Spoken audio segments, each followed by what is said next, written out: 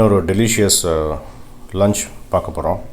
என்ன பண்ண போகிறோம் அப்படின்னா, வெள்ளை பூசணிக்காய் போட்ட ரசவாங்கி அப்படின்னா அந்த கூட்டு குழம்பு மாதிரி இருக்கும். அதுவும் இஞ்சி தக்காளி போட்ட இஞ்சி தொக்கு அதுவும் பண்ண போகிறோம் இல்லையா? ஆமாம். ரசவாங்கி என்னென்ன சாமான் தேவைப்படுன்னா, இது பூசணிக்காய், வெள்ளை பூசணிக்காய், புளி, வந்து கொண்டக்கடலை போனால் போட்டுக்கலாம், இல்லை கடலைப்பருப்பும் போட்டுக்கலாம். நான் இன்னைக்கு கொண்டக்கடலை வேக வச்சு வச்சுருக்கேன். அப்புறம் இந்த தனியா, கடலைப்பருப்பு, மிளகா, பெருங்காயம், தேங்காய், தோரம்பருப்பு. இது வந்து ரசவாங்கிக்கு தேவையான காய்கறி. தொக்கு வந்து எப்படின்னா 2 எடுத்துகிட்டு இருக்கேன். மாங்காய் இஞ்சி, இது மாங்காய் இஞ்சி, இது வந்து நார்மல் இஞ்சி. இந்த கொஞ்சம் கருப்பாக இருக்கிறது வந்து நார்மல் இஞ்சி. இப்போ அது வந்து மாங்காய் இஞ்சி தொக்கா வெறும் இஞ்சி தொக்கா? 2 கலந்தது. அதுக்கு வந்து என்னென்னா, இது வந்து ஒரு கப் ஃபுல்லாக எடுத்துட்டுருக்கேன். ஒரு 1/4 கிலோ இருக்கும் 2 சேர்த்து. அப்புறம் வந்து தக்காளி, பச்சை மிளகா, சிவப்பு மிளகா, உப்பு, புளி, நல்லெண்ணெய். என்ன அளவு அப்படின்னா, இது வந்து ஒரு 5லேருந்து 6 பேர் இருக்கும் சாப்பிட்லாம். சூப்பர். இது வந்து பூசணிக்காய் வந்து ஒரு 3/4 கிலோ இருக்கும். இப்போ சின்ன காய் இருந்தது, அதை கட் பண்ணி வச்சுருக்கேன். ஒரு சுண்டைக்காய்க்கும் பெருசாக, நெல்லிக்காய்க்கும் கம்மியாக ஒரு புளி, கொஞ்சம் நீர் புளி விட்டால் போகிறோம், ரொம்ப ஜாஸ்தி வேண்டாம் புளி. இந்த கொண்டக்கடலை வந்து ஒரு கைப்பிடி, ஒரு 20 கிராம்ஸ் இருக்குன்னு வச்சுக்கோங்களேன். அதை வேக வச்சு வச்சுருக்கேன். வறுக்கிறதுக்கு வந்து வறுத்துக்கணும். வறுக்கிறதுக்கு வந்து நல்லா ஒரு 2 ஸ்பூன், பெரிய ஸ்பூன் 2 ஸ்பூனில் வந்து தனியா, ஒரு ஸ்பூன் வந்து கடலைப்பருப்பு, காரத்துக்கு ஏற்றளவுக்கு மிளகா ஒரு 8 எடுத்துருக்கேன். அப்புறம் கொஞ்சம் பெருங்காயம், கொஞ்சம் தேங்காய் தவிர இதெல்லாம் நல்லா எண்ணெய் விட்டு வறுத்துக்கணும், வறுத்து அரைச்சிக்கணும். அப்புறம் வந்து இது வந்து இப்போ தோரம்பருப்பு வந்து ஒரு 50 கிராம் வந்து வேக வச்சு உப்பு போட்டு வேக, மஞ்சப்பொடி போட்டு வேக வச்சுருக்கேன். தாளிக்கிறதுக்கு வந்து கருவேப்பிலை.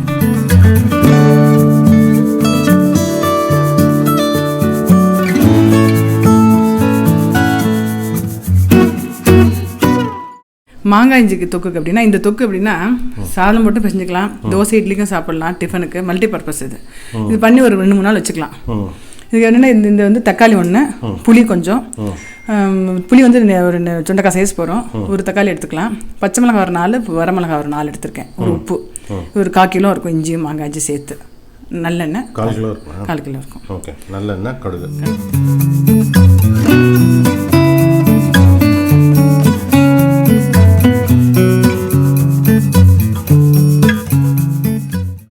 இப்போ என்ன பண்ணுறேன், அடுப்பில் வந்து இந்த பூசணிக்காயை வேக வச்சுக்கிறேன் ஃபஸ்ட்டு. ஓகே. பூசணிக்காய் ரசம் வாங்கி ஃபஸ்ட்டு பண்ண போகிறோம். ஆமாம், பார்க்கலாமா? பூசணிக்காய் கொஞ்சம் ஜலம் விட்டு, அதிலே ஜலம் இருக்குமே, இதுக்கு இன்னும் வேகணும். வேகத்தை ஜலம் விட்டுட்டு உப்பு மஞ்சப்பொடி போடுறேன். ஓகே. உப்பு மஞ்சப்பொடி போட்டுட்டேன். ஒரு ஒரு கிளாஸ் ஜலம் விட்டுருக்கேன். இது நல்லா வேகணும் ஃபஸ்ட்டு, வேகட்டும். நடுவில் இதுக்கு வந்து வறுத்துக்கிறேன், எடுத்து காமிச்சேன் இல்லையா, கொத்தமல்லி வேற, கடலைப்பருப்பு, பெருங்காயம், மிளகா வறுத்துக்கிறேன். இது நல்லா வறுத்துன்ட்டு இந்த தேங்காயோடு சேர்த்து நல்லா நைஸாக அரைச்சிக்கிறேன். இதுவும் வேகட்டும். வெந்திருக்கு கொஞ்சம். இப்போ இந்த கொண்டக்கடலையும் போடுறேன். கொண்டக்கடலை வேண்டாம்னா கடலைப்பருப்பு போடலாம். கடலைப்பருப்பு போட்டுக்கலாம். கடலைப்பருப்பு தான் ஆக்சுவலாக போடுவேன், பட் இது வந்து நல்லா இருக்கும் இந்த கொண்டக்கடலை போட்டது. அப்புறம் நீர் புளி ரொம்ப சொன்னால சொத்து கொஞ்சம் கொதி வரட்டும். இந்த புளி ஜலம் அந்த வாசனை போகணும். கொதி ஜலம் வந்ததுக்கப்புறம் அந்த அரைச்சிருக்கேன் பாருங்கள் வறுத்ததை, அதையும் இந்த பருப்பையும் போட்டு முடிக்க வேண்டியதான். சிம்பிள். இது வந்து நல்லாயிருக்கும்.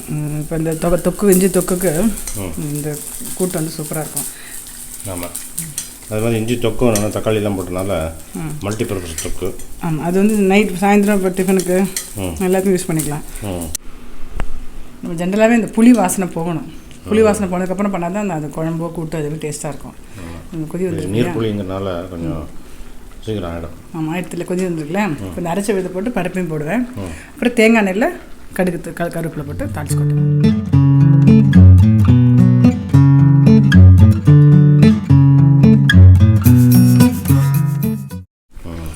படினுக்கு போய் இன்னும் கேட்கணும்னு நினச்சேன். நம்மளாம் கல்யாணம் ஆன புதுசில் ஜென்ரலாகவே இப்போ எவ்வளோ இருக்கும், வேலை நல்ல வேலை கிடைக்குமா, நல்ல சொந்த வீடு கிடைக்குமா, பசங்களை எப்படி படிக்க வைக்க போகிறோம், எத்தனையோ ப்ரெஷர் இருந்தது. இருந்தாலும் ஒரு சந்தோஷமும் இருந்தது.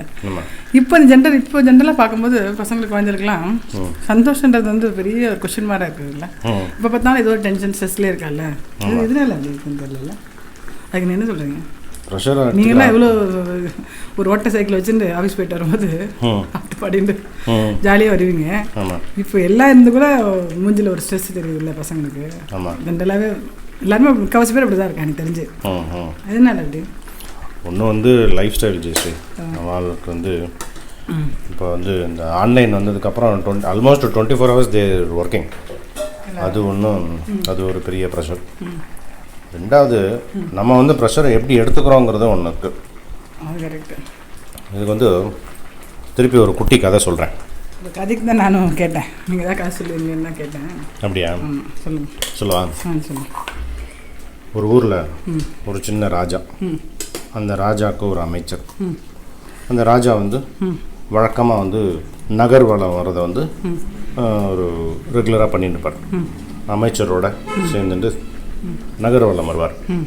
நகர்வலம் வரும்போது நாட்டில் என்ன நடக்கிறது, மக்கள்லாம் சந்தோஷமாக இருக்காளா அப்படின்னு பார்த்துட்டு போவார். அப்படி ஒரு நாள் அமைச்சரோட நகர்வலம் வர்றார். நகர்வலம் வரும்போது எல்லாரையும் பார்த்துட்டு இருக்கார். அங்கே வந்து ஒரு வயல் பக்கம் வரும்போது ஒரு விவசாயி, அவனுடைய ஒய்ஃபு, ஒரு சின்ன பையன், 3 பேரும் வந்துட்டுருக்கா. அந்த பையன் ஏதோ பேசுகிறான், விளாடுறான். அவனை பார்த்து அம்மா சந்தோஷமாக பார்த்துன்னு வந்துட்டுருக்கா. அந்த விவசாயி ஜாலியாக ஒரு பாட்டு பாடின்னு வரான். அவனை பார்க்குறதுக்கே, அவளை 3 பேரையும் பார்க்குறதுக்கே ஒரு சந்தோஷமாக இருக்குது. ராஜாவுக்கும் சந்தோஷமாக இருக்குது. அப்போ அமைச்சரை பார்த்து ராஜா கேட்குறான், என்கிட்ட இவ்வளோ பெரிய அரண்மனை, சொத்து, எனக்கும் மனைவி மக்கள் எல்லாம் இருக்கா. ஆனால் வாழ்க்கை வந்து பெரிய சுனாமியாக இருக்குது. டெய்லி புரட்டி புரட்டி போடுது. சிரிக்கிறதுக்கே டைம் இல்லை, லைஃப்பை என்ஜாய் பண்ணுறதுக்கே டைம் இல்லை. இவா மட்டும் எப்படி இவ்வளோ சந்தோஷமாக இருக்கா, நீ என்ன நினைக்கிற அப்படின்னு அமைச்சரை பார்த்து கேட்குறார். இப்போ அமைச்சர் சொல்கிறார், they are not members of 99 club அப்படிங்கிறார். அது என்ன சொல்கிறாரு? 99 கிளப் அது என்னது? அதாவது 99 கிளப்பில் அவள் மெம்பர் இல்லை அப்படிங்கிறார். என்னது 99 கிளப் அப்படின்னா அப்படின்னு ராஜா கேட்குறார். பதில் வந்து சஸ்பென்ஸ்.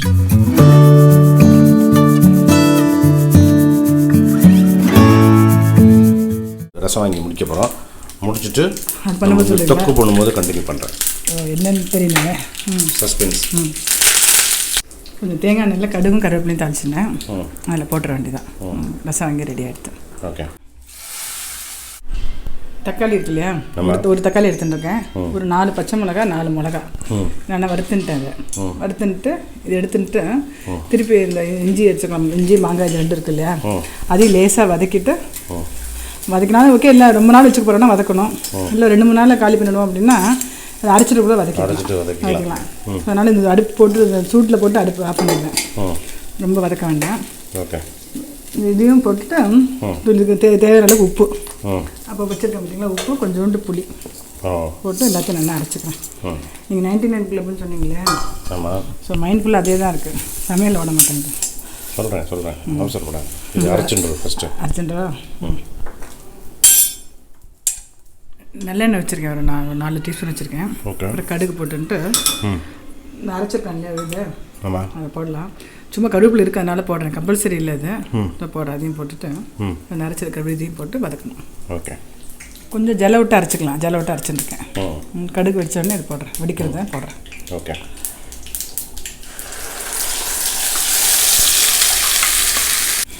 இப்படி கொஞ்சம் நல்லா சுருளில் வதக்கி வச்சிட்டோம்னா நல்லாயிருக்கும். இந்த மாங்காய் இஞ்சி 2 சேர்த்து பண்ணுறதுனால இந்த மாதிரி ரொம்ப காரமும் இருக்காது, டேஸ்ட்டாக நல்லாயிருக்கும். இந்த மாங்காய் ஃப்ளேவரோட அதுவும் இருக்கும், நல்லாயிருக்கும்.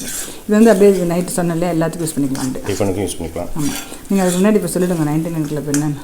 99 கிளப்பா? ஆமாம். இப்போ வேணா அடுத்த வீடியோவில் சொல்கிறேன். ஐயோ விளையாடுங்க, என்னன்னு சொல்லுங்கள். அப்படியா?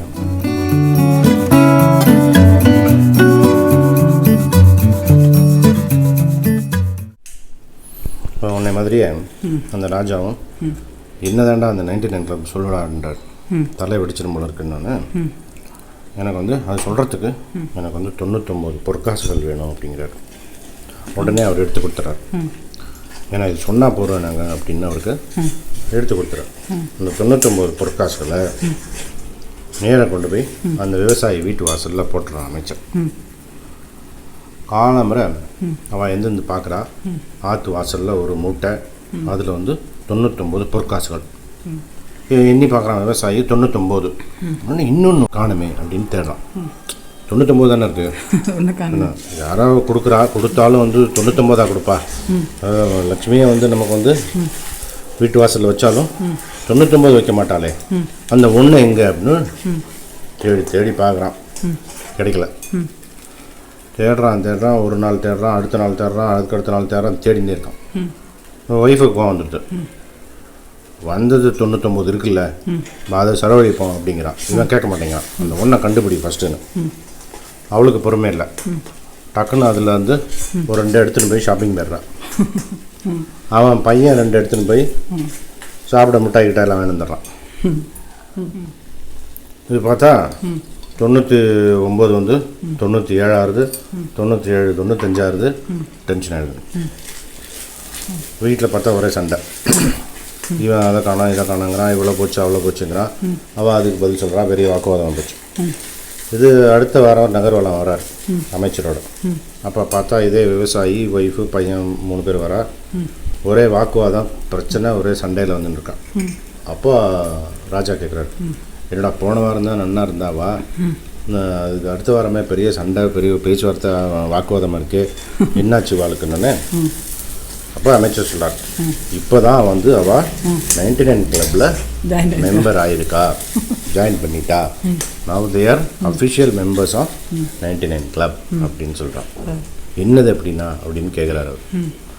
அப்போ வந்து 99ங்கிறது வந்து 99 குவாலிட்டி நம்மகிட்ட இருக்கும், 99 நல்ல விஷயங்கள் நம்மகிட்ட இருக்கும். நம்ம எப்போவுமே அடிச்சுக்கிறது எதுக்கு? இல்லாது. இந்த 1 இருக்காது, இதில் 2 இருக்காது. அதை பற்றியே நினச்சிட்டு இருப்போம். இப்போ நமக்கு வந்து சில பேருக்கு வந்து நல்ல கணவன் என்னை மாதிரி அமைஞ்சிருக்கும்.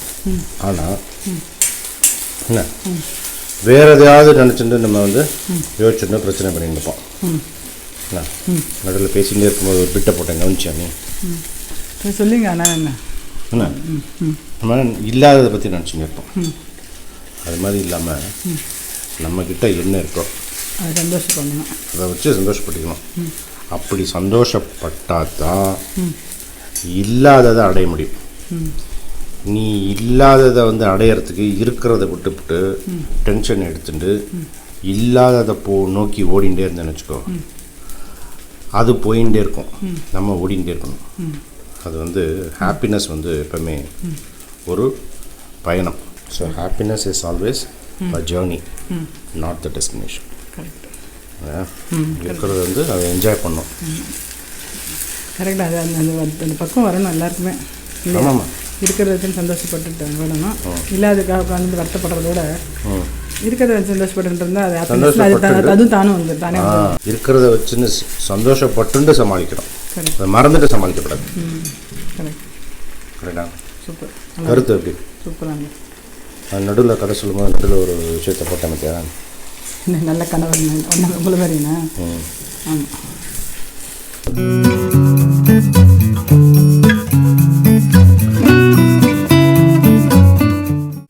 ஸோ நல்லா சுருளை வந்துடுதுல வந்துடுது. போகணும் இன்னும் நல்லா வைக்க ஒரு ஒரு ஒரு 10 நாளைக்கு வச்சுக்கணும் அப்படின்னா இன்னும் எண்ணெய் விட்டு நல்லா சுருண்டே இருக்கலாம். இது போகணும், கரெக்டாக இருக்கும். இது வந்து எண்ணெய் விட்டு நல்லா சுருண்டே இருக்கணுமா? நல்லா சுருளை வதக்கிட்டே இருந்தோன்னு வச்சுங்களேன், இன்னும் இதாகும். வேண்டாம், இது போகணும், கரெக்டாக இருக்கும். அது கரெக்டான. ஆமாம், இந்த எண்ணெய் கொஞ்சம் அப்படியே வருது பார்த்தீங்களா மேலாக, எண்ணெயில் போடும். இது வந்து எப்படின்னா ஒரு சாதம் போட்டு ஒரு நல்லெண்ணெய் விட்டுட்டு இதை போட்டு பசஞ்சிக்கலாம். இது வந்து கூட்டை போட்டுக்கலாம். எடுத்தாங்க வச்சுருவா.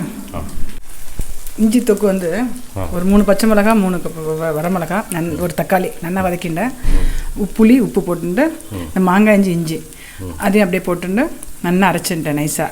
அப்புறம் வந்து கடுகு இதில் நல்லெண்ணெயில் கடுகு போட்டு 2 கருவேப்பிலையும் போட்டுட்டு அரைச்ச விதை போட்டு நல்லா சுருளை வதக்கிட்டேன். இது வந்து ரைஸுக்கு எல்லாத்துக்கும் நல்லாயிருக்கும். பூசணிக்காய் வந்து மசாங்கி வந்து பூசணிக்காய் கொண்டக்கடலை வேக வச்சுட்டு நீர் புளி விட்டுன்ட்டு தனியா, கடலப்பருப்பு, பெருங்காயம், மிளகாய், தேங்காய் அது வறுத்து அரைச்சுன்ற இதையும் போட்டு கொஞ்சம் துவரம் பருப்பும் போட்டு ரசவாங்கி. ஸோ 2 எடுத்து இன்றைக்கி வீடியோவில் நீ வந்து அளவு சொல்லியிருக்க, இன்க்ரீடியன்ட் சொல்லியிருக்க, ரீகேப் சொல்லியிருக்க. Super sister, thank you sister, you are awesome. Thank you.